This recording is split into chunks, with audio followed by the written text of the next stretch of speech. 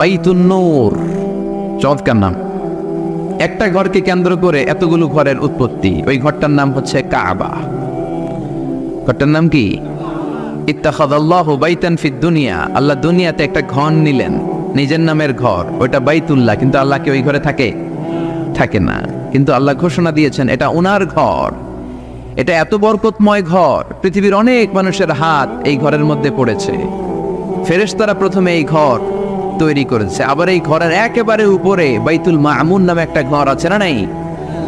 আমরা কাবার চারদিকে তাওয়াফ করি, ফেরেশতারা তাওয়াফ করে বাইতুল মামুরের চারপাশে। 70,000 করে ফেরেশতা ঢুকে ইবাদত করে বের হয়ে যায়। Up to the day of judgement, কিয়ামত পর্যন্ত আর কেউ আরেকবার ওই বাইতুল মামুরে ঢোকার সুযোগ পায় না। কোন সুবহানাল্লাহ। তার ঠিক বরাবর নিচে আমাদের কাবা। প্রথমে এই কাবাকে তৈরি করলো ফেরেশতারা, তারপর তৈরি করলো সাইয়েদনা আদম, ওনার হাত লাগলো। সাইয়েদনা নূহ আলাইহিস সালামের সময় এমন প্লাবন হলো, বন্যা, ফ্লাড, ড্রাস্টিক্যালি ফ্লাড, সব ভেঙে চুরে শেষ, কাবাও শেষ। নূহ আলাইহিস সালাম নেমে আবার বানালেন। এরপর বানালেন ইব্রাহিম আলাইহিস সালাম। পড়েন সুবহানাল্লাহ। আল্লাহ একটা ফ্রেম দিলেন, ইব্রাহিম এতটুকু উঁচু করবা আমার ঘরটাতে, এতটুকু প্রশস্ত করবা, এতটুকু লম্বা করবা। কিন্তু উনি তো এত লম্বা না, এত লম্বা করবে কেমনে? নাগাল পায় না। বানানোর পরে দাঁড়িয়ে আছে, আর উপরের দিকে উঠতে পারে না। আল্লাহ বললেন, don't worry about it, I am sending a beautiful stone from paradise. আমি জান্নাত থেকে একটা স্পেশাল পাথর পাঠিয়ে দিচ্ছি ইব্রাহিম, ওইটার উপরে দাঁড়াও। উপরে উঠতে মন চাইলে উঠে যাবে, নিচে নামতে মন চাইলে নেমে যাবে। মাকাম ইব্রাহিম, জান্নাত থেকে আসা ওই পাথর কাবা ঘরের পাশে আজও আছে না নাই? উনি দাঁড়ালেন, উপরে ওঠা দরকার উঠে যেত অটোমেটিক, নিচে নামা দরকার নেমে যেত। উনিও কাবাঘর বানালেন, ওনার কলিজার টুকরা ইসমাইলও বানালো। কি বাপ আর কি বেটা! কাবাঘর ঝাড়ু দিলেন, তাহেরা বাইতিয়া লিত্তাইফিনা ওয়াল আকিফিনা ওয়ার রুকআইস সুজুদ। নবী হয়ে কাবা ঝাড়ু দিতে পারে, মসজিদ ঝাড়ু দিতে পারে, কিন্তু আমরা মসজিদ ঝাড়ু দিতে চাই না। এরকম আছে না নাই? মসজিদেরি ঝাড়ু বাড়দার, ও কামারে হাত শোনো আমার মোনাজাত, শোনো শোনো ইয়া ইলাহি আমার মোনাজাত, শোনো আমার মোনাজাত। পড়েন আমিন। এজন্য মসজিদের জন্য দরদ থাকার দরকার আছে না নাই? কাজী নজরুল আল্লাহর কাছে দোয়া করলেন, আল্লাহ মসজিদের পাশে আমার কবুল করে দিও। কবুল করলেন কে? মসজিদেরি পাশে আমার কবর দিও ভাই, যেন গরে হতেও মুয়াজ্জিনের আযান শুনতে পাই। আমার গোরের পাশে দিয়ে ভাই নামাজিরা যাবে, পবিত্র সেই পায়ের ধ্বনি এ বান্দা শুনতে পাবে। গোরা যাবে হতে গুনাহগার পাইবে রে হাই, মসজিদেরি পাশে আমায় কবর দিও ভাই। কত মুমিন নামাজি ভাই মসজিদাঙ্গিনাতে,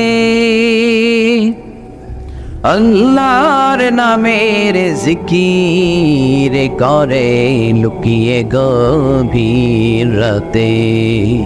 আমি তাদের সাথে ওই আল্লাহর নামে জপতে চাই, আল্লাহর নামে জপতে চাই। পড়েন সবাই, মসজিদেরি পাশে আমায় কবর দিও ভাই। আল্লাহু আকবার।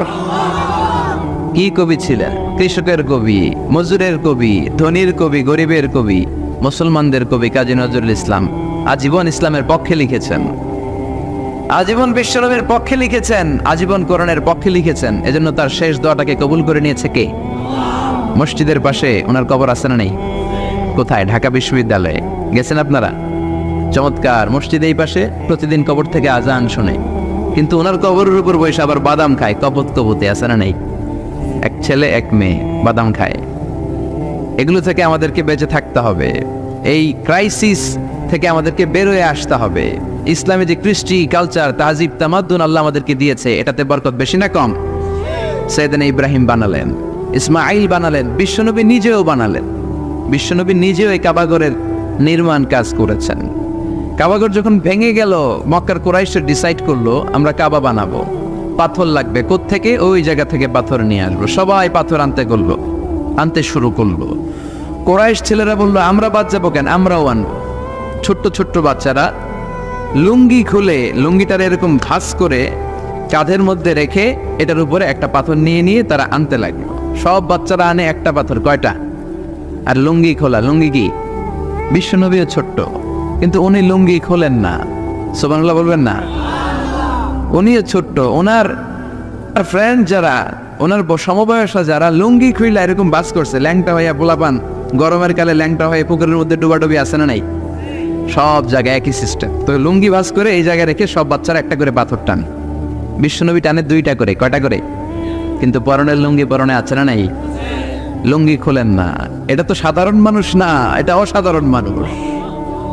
এটা যেন তেন মানব নয়, এটা মহামানব, ঠিক কি না?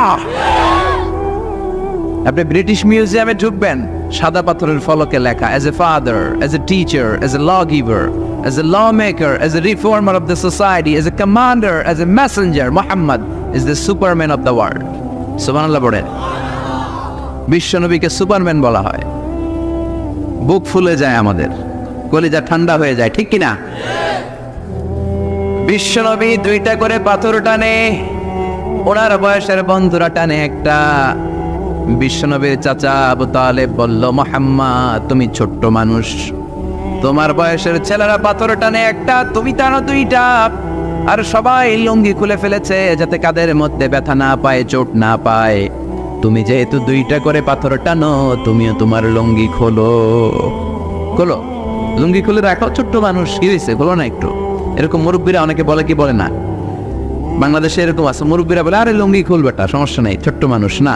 এগুলো করবেন না। যত ছোট্ট বাচ্চা হোক, ওর একটা প্রেস্টিজ আছে না নাই? ওর একটা সম্মান আছে না নাই? এখন থেকে যদি এই অসম্মানগুলো শিখান, ইচ্ছা মতো ঘুষ খাবে, ঘুষ খাইয়া কোপায় ফেলবে সব।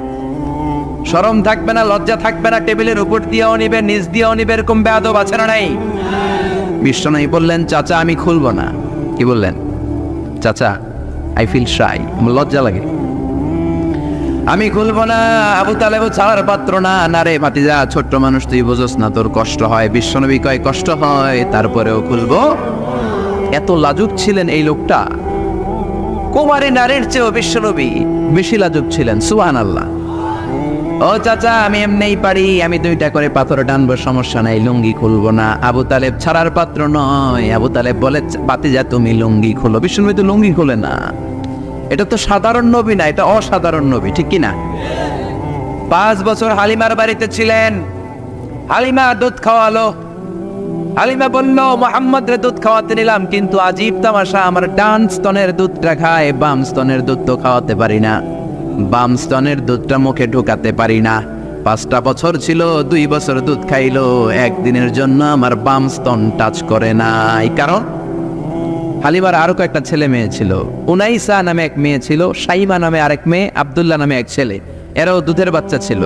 বিশ্বনবী যদি একাই 2 স্তনের দুধ সাবার করে ফেলেন, তাহলে দুধ ভাই বোনরা খাবে কি? 2 বছর বাচ্চা মুহাম্মদ ইনসাফ প্রতিষ্ঠা করেছেন, কোন ঠিক কিনা? আবার হালিমা বলে, এই ছেলেটারে আমি 5 বছর রাখলাম, এই 5 বছরে কোনোদিন কোরাইশি মুহাম্মদ রে কান্না করতে দেখি নাই। শুধু একটা সময় কান্না করত, এই ছেলেটা ক্ষুধার অভাবে কাঁদে নাই, ব্যথা পেলে কোনোদিন মুহাম্মদ কাঁদে নাই। শুধু লজ্জাস্থানের জায়গা থেকে কাপড়টা একটু সরে গেলে শিশু মুহাম্মদ কেঁদে উঠত। বিশ্বনবী বললেন, চাচা আমি লুঙ্গি খুলবো না, আমি 2টা নিতে পারবো। আবু তালেব বলল, সমস্যা নাই, খোলো। বিশ্বনবী কয় না, খুলবো না। আবু তালেব বিশ্বনবীর লুঙ্গির গোছায় ধরে টান দিলেন। টান দিতে দেরি হয়ে যায়, বিশ্বনবীর বেহুশ হতে দেরি হয় না। বেহুশ হয়ে পড়ে গেলেন, লুঙ্গি আর খোলা হয় নাই। বিশ্বনবীর লজ্জাস্থান পৃথিবীর কেউ দেখে নাই, চিল্লায় পড়েন আল্লাহু আকবার। এজন্য লজ্জাশীলতা শিখাবেন। লজ্জাশীলতা সব নারীদের ভূষণ। দৌলতপুর বাইতুন নূর জামে মসজিদ, এই বাইতুন নূর ধরে ধরে এত কথা চলে আসছে, ঠিক কিনা? বাইতুন নূর এসেছে কাবাঘর থেকে। এই কাবাঘর ইব্রাহিম আলাইহিস সালাম বানালেন। বানানোর শেষ আল্লাহ বলেন, ইব্রাহিম আজান দাও। কি দাও? জোরে বলেন, কি দাও? আজান দেননি আপনারা নাকি খালি মুয়াজ্জিন দেয়? আপনিও দিবেন। আজান দিলে মর্যাদা বাড়ায় কে? আতওয়ালুল আ'নাকি ইয়াওমাল কিয়ামাহ, দুনিয়ার বুকে যারা আযান দিবে কিয়ামতের দিন তাদের গলাগুলো সবার চাইতে জিরাফের মতো উঁচু হয়ে থাকবে। দেখলেই বুঝে যাবে মুয়াজ্জিন ছেলে গেলা সব। আল্লাহু আকবার। কিসের আযান দিব? আল্লাহ আল্লাহ বললেন, ও ইব্রাহিম, ঘর বানালা, ঘরটা জিয়ারত করতে হবে, আযান দাও, তাড়াতাড়ি আযান দাও। আযিন ফিন নাস বিল হজ, ও ইব্রাহিম আযান দাও। সাইয়েদনা ইব্রাহিম বললেন, মানুষ নাই, পাখি নাই, প্রাণী নাই, কেউ নাই, আযান দিলে কে শুনবে? আল্লাহ বললেন, ইব্রাহিম তোমার দায়িত্ব, তুমি আযান দাও, আমি গোটা বিশ্বের সব মানুষের কানে আযান পৌঁছে দেব। আযান দিলেন, আল্লাহ পৌঁছায় দিলেন। আমরা যারা আসি নাই আমরাও শুনেছি মায়ের পেটে এই আযান আমাদের কানেও এসেছিল। যারা পেটেও ছিলাম না, আলামুল আরওয়াহে তাফসীর এসেছে, তাদের কানেও এসেছে। এই আযান শুনে যারা সাড়া দিয়েছে, লাব্বাইক বলেছে, তাদেরই নসিবে আছে কাবা ঘর জিয়ারত করা। জোরে বলেন সুবহানাল্লাহ। এজন্য মসজিদে দাঁড়ের দরকার আছে না নাই? মসজিদে নামাজের জন্য যাওয়ার দরকার আছে না নাই? ওয়াজে অনেক মানুষ হয়, মসজিদে লোক হতে যায় না। কি আজীব তামাশা! বিশ্বনবীর সময়ে ফজরের নামাজ জুমার নামাজ ছিল একই দৃশ্য। আমাদের দেশে ফজরের সালাত জুমার আর সালাত এক দৃশ্য না? মাশাআল্লাহ, এক দৃশ্য। ফজরের সময় লোকই নেই, আর জুমার সময় ঠেলাঠেলি আছে না নেই? সারা বছর নামাজে যায় না, জুমার সময় এক ফার্স্ট কাতারের মুসল্লি আছে না নেই? দুইটা এক হইতে হবে। হ্যাঁ, ফজরের সালাতে যেই দৃশ্য, জুমার সালাতে একই দৃশ্য। তাইলে কালিমার পতাকা উড়াই দিবে কে? স্লোগান দিয়ে উড়াইতে পারবেন না, মাহফিল আইসা উড়াইতে পারবেন না। মসজিদমুখী হইতে হবে, মসজিদে যাবেন। এলাকার যুবক ভাইরা তোমরা মসজিদে যাবা, রাজি আছো তো? রাজি? সত্যি সত্যি বলছো না মিথ্যা মিথ্যা বলছো? যাবা তো? মসজিদগুলো আমাদের আবাদ করতে হবে আবাদত দিয়ে। মসজিদের টাইলস হয়েছে, এয়ার কন্ডিশন হয়েছে, কার্পেট হয়েছে, মাগার মুসল্লি হয় নাই, ঠিক কিনা? বিশেষ করে ফজরের সালাত মসজিদে যাবা। কে কে যাবা না? হাত তোলো। 1 2 3 4। ওই যে আরেকজন এভাবে তুলে রাখছে, বুঝতে পারে না, উনি আবেগে তুলে ফেলছে। মসজিদে যেতে হবে ফজরের সালাতে, রাজি আছেন তো? আল্লাহ কবুল করুক, পরে না আমিন। কেউ যেটা পারে না, পারে কে?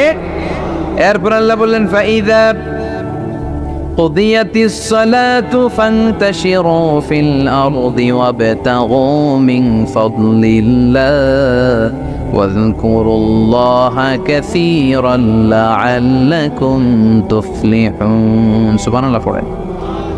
এবার আল্লাহ বললেন, গোলাম যখন সালাত শেষ হয় জমিনের মধ্যে ছড়িয়ে পড়ো, আর জমিনের মধ্যে আমার অনুগ্রহ আর রিজিক তালাশ করো, বেশি বেশি আমার জিকির করো। সফলতা দান করবে কে? ইসলামের দেয়া বিধিনিষেধ হচ্ছে নামাজ শেষ আপনি জমিনে চলে যাবেন। নামাজ যখন শেষ হয়ে যায় আপনি মসজিদ থেকে বের হয়ে যাবেন। ছাত্র চলে যাবে তার কলেজে, টিচার চলে যাবে শিক্ষকদের কমন রুমে, মেম্বার অফ দ্য পার্লামেন্ট চলে যাবে পার্লামেন্টে, ঠিক কিনা? কৃষক চলে যাবে মাঠে। সালাত শেষ হওয়ার পরে মসজিদে বসে থাকা যাবে? কথা বলেন। ফান্তাশিরু ফিল আরদ। ওমরে ফারুক যখন খলিফা, তখন তিনি জোহরের সালাতের পরে দেখলেন মসজিদে কিছু লোক গোল হয়ে বসে আছে। মাঝে মাঝে কিছু লোক গোল হয়ে বসে থাকে না? জরুরি কাজ থাকলে বসে থাকবে, কিন্তু কাজ না থাকলে বসে থাকা যাবে? কারণ সমাজকে দেয়ার অনেক কিছু আছে, দায়িত্ব পালনের বোঝা দায়িত্ব আছে। চিল্লা এখন, ঠিক কিনা? ওমরে ফারুক দেখলেন জোহরের সালাত শেষ, কিছু লোক গোল হয়ে বসে জিকির করে। আসরের নামাজের ইমামতি করতে আসলেন মসজিদে নববীতে। আসরের সালাতের পরও তিনি দেখলেন গোল হয়ে ওই লোকগুলোই জিকির করে। ইয়ামানি লোক। কোন দেশি? ইয়ামানি লোকগুলো মসজিদে বসে বসে জিকির করতেছে। মাগরিবের সালাতে তিনি ইমামতি করতে আসলেন, এসে দেখলেন নামাজ শেষে ওই আগের লোকগুলো মসজিদে বসে বসে গোল হয়ে জিকির করে। কয় ওয়াক্ত দেখলেন তাদেরকে? সবাই বলে, আরো জোরে বলেন। 3 ওয়াক্ত একই লোকদেরকে দেখে ওমর ফারুক এবার জিজ্ঞেস করলেন, মান আনতুম, তোমরা কারা? তোমরা কারা? তারা বলল, নাহনু আল মুতাওয়াক্কিলুনা আলাল্লাহ, আমরা আল্লাহর উপর তাওয়াক্কুলকারী। তো তোমরা যে আল্লাহর উপর তাওয়াক্কুলকারী, আপনারা শুনতেছেন? এদিকে ডানে বাই কি হয়েছে? প্রধান অতিথি চলে আসছে। আলহামদুলিল্লাহ, আলহামদুলিল্লাহ পড়ি সবাই। আমাদের আজকের প্রোগ্রামের প্রধান অতিথি চলে আসছে। জি, ওনার জন্য বসার ব্যবস্থা করেছেন? জি জি, ওনাকে বসতে দেন। ছেলে? ও আচ্ছা, ওনার ছেলে। জি আসেন, আহলান ওয়া সাহলান, প্লিজ হ্যাভ এ সিট, বসেন। আওয়াজ করবেন না, কারো কোনো আওয়াজ নেই, ওনাকে বসায় দেন। 3 ওয়াক্ত যখন দেখতে পেলেন লোকগুলো বসে বসে জিকির করে, ওমরে ফারুক জিজ্ঞেস করলেন, মান আনতুম, এদিকে তাকান, আমার দিকে তাকান, মান আনতুম, আপনারা কারা? এরা বলল, নাহনুল মুতাওয়াক্কিলুনা আলাল্লাহ, আমরা আল্লাহর উপর তাওয়াক্কুলকারী। তো আপনারা যে আল্লাহর উপর তাওয়াক্কুল করে বসে আছেন, আপনাদের খাওয়া দাওয়া আসে কোত্থেকে, খানা জোটে কোত্থেকে? এরা বলল, আমাদের জিকির আর বুজুর্গি দেখে আশেপাশের লোকজন আমাদেরকে খাবার দিয়ে যায়। ওই যে কয় সুবহানাল্লাহ। তো ওমর ফারুক বললেন, আপনাদের জিকির আর বুজুর্গি দেখে যদি আশেপাশের লোকজন খাবার দিয়ে যায়, তাহলে তো আপনারা আল মুতাওয়াক্কিলুনা আলাল্লাহ নন, আনতুমুল মুতাওয়াক্কিলুন বা'দুকুম আলা বা'দ, তোমরা একে অপরের উপর তাওয়াক্কুলকারী। যারা খাবার দিয়ে যায় এদের উপর তাওয়াক্কুল, এরা বাটি না নিয়ে আসলে তোমাদের জিকির থাকবে না। কথা বলেন। ওমর ফারুক বললেন, এরপর থেকে যদি নামাজের পরে গোল হয়ে বসে থাকতে দেখি, পিটায় মসজিদ থেকে বের করবে, বের হয়ে যাও, বের করে দিলেন। এজন্য কোন যুবক সালাত শেষে মসজিদে বসে থাকবে, সে তার কাজে যাবে, সমাজকে দেওয়ার মতো, এলাকাটারে আলোকিত করার মতো, দায় দায়িত্ব পালনের মতো অনেক বোঝা তার কাঁধের উপর আছে না নেই? এজন্য আল্লাহ বললেন, ফাইযা কুদিয়াতিস সালাতু ফান্তাশিরু ফিল আরদি ওয়াবতাগু মিন ফাদলিল্লাহ। যখন এই দেখেন, এই কথাটাই আল্লাহ বলছে, মিন ফাদলিল্লাহ, মিন ফাদল। মসজিদ থেকে বের হইলে ফদল পাওয়া যায়, মানে রিজিক পাওয়া যায়, আর মসজিদে পাওয়া যায় রাহমা। এজন্য মসজিদে ঢোকার সময় কি পড়ি? আল্লাহুম্মা ইফতাহ লি আবওয়াবা। আমরা যখন মসজিদে ঢুকি আমরা বলি, আল্লাহুম্মা ইফতাহ লি আবওয়াবা রাহমাতিক, আল্লাহ তোমার রহমতের যত দরজা আছে সব আমাদের জন্য খুলে দাও। আবার মসজিদ থেকে যখন বের হয়ে যায় তখন আমরা বলি, আল্লাহুম্মা ইন্নী আসআলুকা মিন ফাদলিক, আল্লাহ জামাতে নামাজ পড়লাম, তোমার দেয়া বিধান বাস্তবায়ন করলাম, সালাত আদায় করলাম, এখন মসজিদ থেকে যখন বের হব রিজিক দিয়ে তুমি আমারে ধন্য করে দাও। রিজিক কি মসজিদের ভিতরে না বাইরে? তাহলে নামাজ পড়ার পরে রিজিক তালাশ করতে যেতে হবে মসজিদের বাইরে। চিৎকার করে বলেন ঠিক কিনা? এরপর আল্লাহ বললেন, ওয়া ইযা রাআউ তিজারাতান আও লাহওয়ান ফাদ্দু ইলাইহা ওয়া তারাকুকা কাইমা কুল মা ইনদাল্লাহি খায়রুম মিনাল লাহবি ওয়া মিনাত তিজারা ওয়াল্লাহু খায়রুর রাযিকিন। ও নবী, ওরা যখন ব্যবসার কাফেলা দেখে আপনারে রেখে দিয়ে ওরা চলে যায়, ওদেরকে বলেন, ওই ব্যবসার চেয়ে আল্লাহর দাম, আল্লাহর মর্যাদা সবচাইতে বেশি। দুনিয়ার কেউ তোমাদের দারিদ্রতা দূর করতে পারবে না, একজন ছাড়া। চিল্লায় বলেন তিনি কে? এই আয়াত নাজিলের একটা ব্যাকগ্রাউন্ড আছে, একটু মনোযোগ দিয়ে শুনতে হবে। বেটনগরের ভাইয়েরা, মনোযোগ আছে? বিষ্ণু ইসলাম যখন মদিনায় গেলেন তখন এই সূরাটা নাজিল হয়েছে। আমরা জানি এটা মাদানী সূরা। মদিনায় তখন দুর্ভিক্ষ, ঘরে খাবার নাই, মানুষের পেটে দানা পানি নাই, ওটের উলানে দুধ নাই, বাজারে জিনিসপত্রের চড়া দাম। কি করবে মদিনার লোকেরা? খাওয়ার কিচ্ছু নাই। মদিনা থেকে একটা কাফেলা শাম দেশে রওনা হলো, যে শাম থেকে পণ্যের কাফেলা নিয়ে যখন ফিরবে, লোকজন কিছু অল্প দামে জিনিসপত্র কিনবে আর যান বাঁচাবে।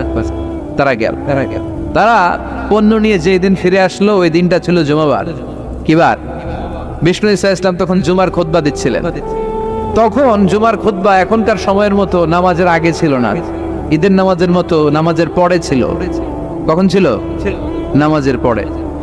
জুমার নামাজ শেষ, সাহাবীরা বিশ্বনবীর খুতবা শুনছে মসজিদে নববীতে বসে বসে।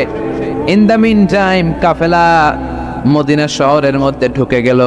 কাফেলার দায়িত্বশীলরা তবলা বাজাতে শুরু করলো, ঘন্টা বাজাতে শুরু করলো। তখনকার সময়ে কোনো কাফেলা যখন পণ্য নিয়ে, মালামাল নিয়ে কোনো শহরে ঢুকতো, ঢুকেই শহরের মাঝ বরাবর যে তারা তবলা আর ঘন্টা বাজিয়ে দিত, যাতে করে এলাকার লোকেরা বুঝে কাফেলার পণ্য এসেছে, যার যা লাগবে কিনে আনবে।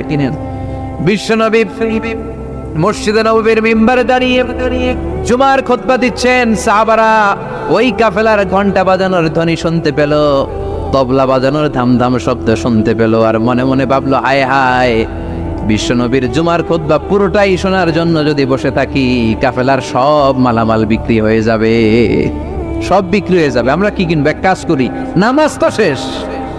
কি শেষ? কারণ তখন পর্যন্ত আগে হয়তো জুমার নামাজ, পরে হয়তো খুতবা, ঈদের স্টাইলে। বুঝতে পেরেছেন? তাদের ইস্তেহাদ হলো, নামাজ তো শেষ, খুতবাই না বাকি, চল এক কাম করে সবাই মিলে দেই দৌড়, কাফেলার ওইখানে যাই, যার যা পণ্য কেনার পণ্য কিনি, সবাই যদি কিনে ফেলে আমরা কিনবো কি? এই চিন্তা করতে করতে মসজিদের মধ্যে গুনগুনানি শুরু হলো। একজন, দুইজন, তিনজন, চারজন করতে করতে মসজিদে নববী থেকে সব সাহাবারা আসলেই দিল দৌড়। দৌড়াতে দৌড়াতে সব কাফেলার দিকে যেতে যেতে পুরো মসজিদ খালি। বিশ্বনবী কি করতেছেন? জুমার খুতবা দিচ্ছেন মিম্বারে দাঁড়িয়ে। যেতে যেতে তাফসিরে এসেছে 12 জন সাহাবা ছাড়া বাকি সব দৌড়। অতারাকুকা খাইমা, ও নবী, তারা আপনাকে মিম্বারে দাঁড় করিয়ে রেখে জুমার খুতবা প্রদান করা অবস্থায় দাঁড় করিয়ে রেখে ওরা চলে যায়।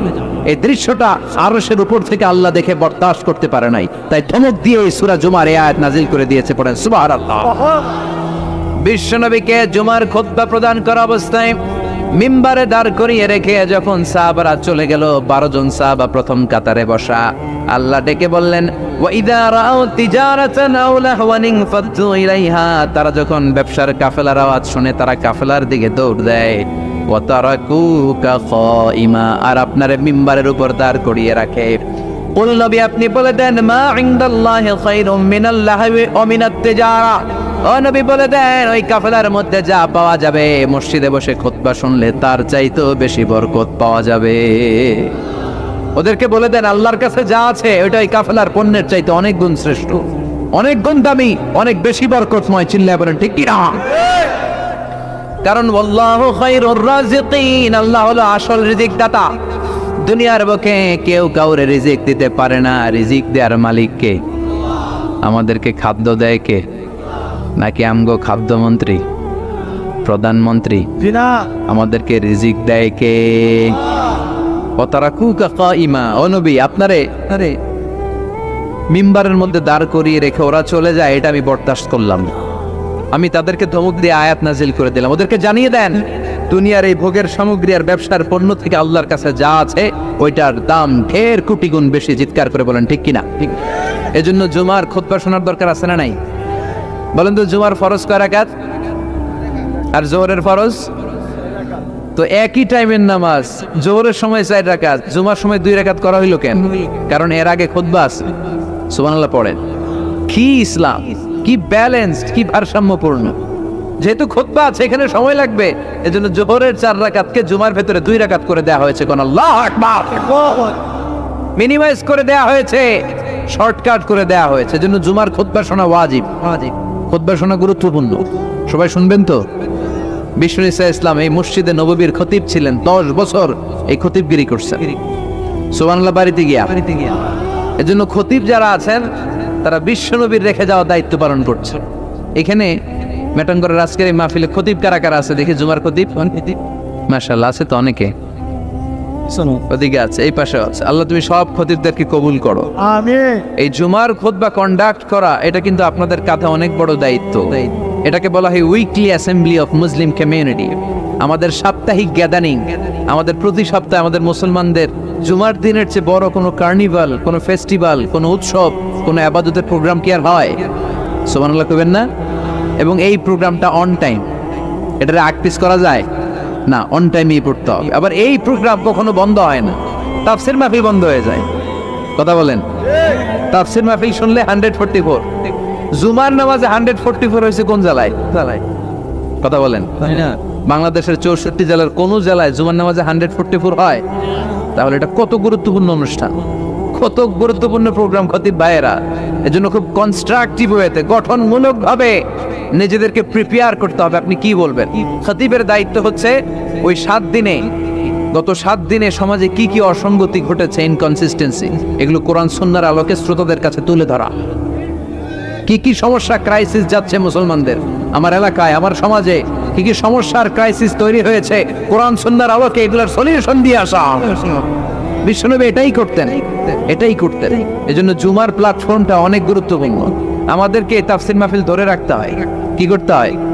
আমাদেরকে বলে, হুজুর আপনার কিন্তু কাঁপাইতে হবে, আবার বলে আপনার জমাইতে হবে, আবার বলে আপনার ধরে রাখতে হবে। কি করতে হবে? কিন্তু জুমার নামাজ আলহামদুলিল্লাহ ধরে টরে রাখা লাগে না, কারণ খুতবার পরে নামাজ আছে না নাই, বসেই থাকে।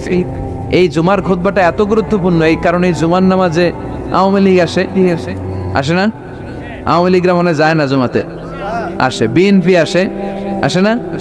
তারপরে জাতীয় পার্টি আসে, তারপরে জামাত ইসলাম আসে, তাবলীগের ভাইরা আসে, পীর সাহেবের মুরিদরা আসে। হ্যাঁ, যত দল মত বাংলাদেশে হতে পারে সব দল মতের লোকেরা জুমার দিনে মসজিদের ভেতরে হাজির আছে না নেই? এজন্য এটা অনেক গুরুত্বপূর্ণ। বিশ্বনবী নিজে মসজিদে নববীতে কাউকে এই দায়িত্বটা দেয় নাই, নিজে মিম্বারে দাঁড়িয়ে দাঁড়িয়ে 10টি বছর খুতবা প্রদান করেছেন। সুবহানাল্লাহ পড়েন। বিশ্বনবী মসজিদে নববীর মিম্বারে দাঁড়িয়ে খুতবা দিচ্ছেন। হঠাৎ বিশ্বনবীর কলিজার টুকরা, বিশ্বনবীর সুগন্ধি হাসান আর হুসাইন রাদিয়াল্লাহু তাআলা আনহুমা ঘর থেকে বের হয়ে সাহাবাদের কাতারের সামনে দিয়ে দৌড়াদৌড়ি শুরু করে দিয়েছে। আমরা অনেক সময় বাচ্চাদেরকে দৌড়াদৌড়ি করতে দেখলে রেগে যাই। ম্যাটং ঘরে আলহামদুলিল্লাহ এই ঝামেলা নাই। আপনাদের এই সমস্যা, এগুলো করবেন না। বাচ্চাদেরকে মসজিদে আসতে দিবেন, ওরা একটু লাফালাফি দুষ্টামি চিল্লাচিল্লি করবে, আর ওরা চিল্লাচিল্লি করলেই ভাল লাগে, ঠিক কিনা? বাচ্চা লাফ না দিয়ে 80 বছরের বুড়া যদি লাফ দেয় ভাল লাগবে দেখতে? তো ওরাই তো লাফ দেবে, লাফালাফি করবে, চিৎকার চেঁচামেচি করবে। বাচ্চাদেরকে মসজিদে নিয়ে আসবেন। তুরস্কের অনেক মসজিদের মধ্যে ফেস্টুন দিয়ে লেখা থাকে, সালাত চলা অবস্থায় পেছনে যদি বাচ্চাদের কিচিমিচির চিৎকার আর চেঁচামেচির আওয়াজ শুনতে না পাও, তাহলে ভবিষ্যৎ প্রজন্ম নিয়ে তোমাদেরকে ভয়ে থাকতে হবে। পিছনে যদি জামাত চলাকালীন কোনো চিৎকার চেঁচামেচি আওয়াজ নাই, তার মানে বুঝতে হবে নেক্সট জেনারেশন এগুলো নামাজি হচ্ছে না। আর তারাবি চলাকালীন অবস্থায় পিছনে যদি চিৎকার চেঁচামেচি হই হল্লোড় থাকে, তাহলে বোঝা যাবে আমার ছেলে মেয়ে, আমার নাতিপুতি সবগুলো নামাজি হচ্ছে। কথা বলেন? জন্য বাচ্চারা চিৎকার চেঁচামেচি করলে খবরদার মসজিদ থেকে তাড়িয়ে দিবেন, ওদেরকে ডেকে আনেন। যেতে যেতেই ওরা বুঝবে এটা ইবাদতগাহ, এখানে চিৎকার দেওয়া যায় না, এখানে দুষ্টুমি করা যায় না, এখানে আল্লাহর নাম জপতে হয়, এখানে সিজদায় পড়ে কাঁদতে হয়, ঠিক কি না? বিশ্বনবী মসজিদে নববীর মিম্বারে দাঁড়িয়ে জুমার খুতবা দিচ্ছেন। বিশ্বনবীর কলিজার টুকরা হাসান হুসাইন দুইজন মিলে কাতারের মাঝখানে দৌড়াদৌড়ি করছে। সাহাবাদের কারো গাড়ের মধ্যে ধাক্কা দেয়, কারো টুপি ধরে টান দেয়, কারো পাগড়ি ধরে টান মারে। বিশ্বনবী মিম্বারের উপর দাঁড়িয়ে দাঁড়িয়ে দেখে। বিশ্বনবী খুতবা দিতে দিতে এই দৃশ্য দেখে খুতবা থামিয়ে দিলেন। খুতবা ওই জায়গায় স্টপ করে নিজে মিম্বার থেকে নামলেন, নেমে দুই নাতিরে ধরলেন, দুই হাতে ধরে মিম্বারের উপরে নিয়ে আসলেন। এনে হাসানকে ডান হাতে, হোসাইনকে বা হাতে রেখে দুইজনকে এইভাবে হ্যান্ডকাফ পরাইয়া বাকি খুতবা কমপ্লিট করেছেন। পড়েন সুবহানাল্লাহ। এজন্য বাচ্চাদেরকে মসজিদ থেকে তাড়াই দিবেন কোনোদিন। আবার বিশ্বনবী একবার জুমার খুতবা দিচ্ছেন। বিশ্বনবী দেখলেন এক সাহাবী খুতবা চলাকালীন মসজিদের মধ্যে ঢুকেই মসজিদে বসে পড়েছে। বিশ্বনবী ডাকলেন, বললেন দাঁড়াও। সাহাবী দাঁড়ালেন। বিশ্বনবী বললেন 2 রাকাত পড়েছো নাকি? সাহাবী বললেন না, পড়ি নাই। বিশ্বনবী বললেন ওয়ারকা রাকাতাইন, তাড়াতাড়ি করে 2 রাকাত পড়ো, তারপরে বসে যাও। এটা হচ্ছে দুখুলুল মসজিদ। মসজিদে ঢুকলেই 2 রাকাত পড়তে হয়। এটা কি খুতবা চলে না কি চলে এটা দেখার বিষয় না, আপনি পড়বেন। এটা হচ্ছে সবচেয়ে স্ট্রং মত। হ্যাঁ, হানাফি স্কুল অফ থটে আরেকটা মতকে প্রমোট করা হয়, সেটা হচ্ছে আপনি ঢুকেই পড়বেন, কিন্তু খুতবা চলাকালীন পড়বেন না, কারণ খুতবা ওয়াজিব। খুতবাও কি ওয়াজিব, আগে পরে করে ওইটা আপনি পড়ে নেবেন। এজন্য যেই মতটা আপনাদের কাছে শক্তিশালী লাগে আপনারা পালন করেন, কিন্তু কিলাকিলি করা যাবে না। আবার বিশ্বনবী মসজিদে নববীর মিম্বারের মধ্যে দাঁড়িয়ে খুতবা দিচ্ছেন। এক সাহাবী এসে বলে, নবী, মদিনার মধ্যে খরা দুর্ভিক্ষ, মদিনাতে কোনো বৃষ্টি নাই, আপনি বৃষ্টির দোয়া করেন। বিশ্বনবী খুতবার নিরবিচ্ছিন্নতাকে ভঙ্গ করে সাথে সাথে বৃষ্টির দোয়া শুরু করে দিলেন। হাত তুললেন এইভাবে। ওরা হাত তোলার দলিল খুঁজে পায় না, ওরা হাত তোলার দলিল খুঁজে পায় না।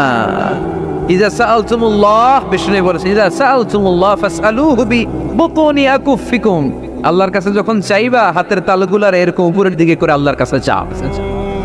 বিশ্বনবী আরাফাতের ময়দানে এরকম দোয়া করতে করতে করতে করতে হাত এত উপরে তুলেছেন, সাহাবারা বর্ণনা করছেন হাত্তা ইয়ারা বায়াদু ইবিতাইহি, বিশ্বনবী ইজার আর রেদার মাঝখান দিয়ে এখানে বগলের শুভ্রতা আমরা দেখতে পেয়েছি।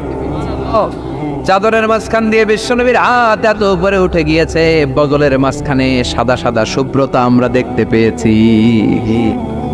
সাহাবী বলেন, ইয়া রাসূলুল্লাহ, বৃষ্টি হয় না, একটু দোয়া করেন না। বৃষ্টি নাই, খরা দুর্ভিক্ষ। বিশ্বনবী খুতবা থামিয়ে দিয়ে হাত তুললেন, তুলতে তুলতে এইরকম তুললেন আর বললেন আল্লাহুম্মা আসকিনা, আল্লাহুম্মা আসকিনা, আল্লাহুম্মা আসকিনা। এটা হচ্ছে বৃষ্টির দোয়া। বিশ্বনবী মেঘ দেখলেই পড়ছেন আল্লাহুম্মা সাইয়িবান নাফিআ, ও আল্লাহ তুমি কল্যাণকর বৃষ্টি দাও, কল্যাণকর মেঘ বর্ষণ করো। বিষ্ণুই পড়তেন আল্লাহুম্মা আসকিনা গাইসান মুগীসান মাগীসান মারিআন মুরিআন নাফিআন গায়রা দাররিন আজিলান গায়রা আজিল। বৃষ্টি দেখলে আল্লাহর নবী বলতেন, ও আল্লাহ, আপনি আমাদের মেঘ দিয়ে সাহায্য করেন, বৃষ্টি দিয়ে সাহায্য করেন, যেই বৃষ্টি দিয়ে আমাদের এলাকায় ঘাস আর লতা পাতা জন্মাবে, যেই বৃষ্টির মাধ্যমে আমাদের গবাদি পশুগুলোর রিজিক বেড়ে যাবে। এমন বৃষ্টি দেন যেই বৃষ্টির মধ্যে কল্যাণ আছে, ভীতিকর কিছু নাই। এরকম কল্যাণকর বৃষ্টি তাড়াতাড়ি দেন, দেরি কইরেন না। আজিলান গায়রা আজিল, আল্লাহ তাড়াতাড়ি দেন, দেরি করবেন না। এটা হচ্ছে বৃষ্টি আসার দোয়া।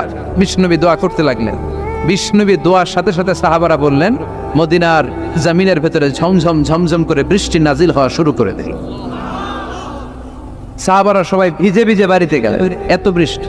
ওই পুরা জুমাবার বৃষ্টি, এরপর শনিবার বৃষ্টি, এরপর রবিবার, এরপর সোম, এরপর মঙ্গল, বুধ, বৃহস্পতি, এরপরে আবার জুমাবার। 7 দিন টানা বৃষ্টি। কি বরকত! বিষ্ণুনবীর কি বরকত! এই মোবারক হাত দিয়ে কোনো গাছের মধ্যে টাচ করলে ওই গাছের ফলন বেড়ে যেত। নিউবর্ন বেবি, নবজাতক শিশুর মাথায় হাত বাড়িয়ে দিলে মাথার চুল তাড়াতাড়ি গজিয়ে উঠতো।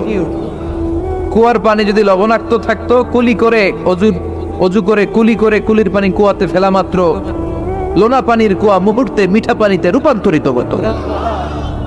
এক দোয়ার বরকতে টানা 7 দিন বৃষ্টি। এরপরের দিন আবার মিম্বারে উঠে তিনি খুতবা দিচ্ছেন।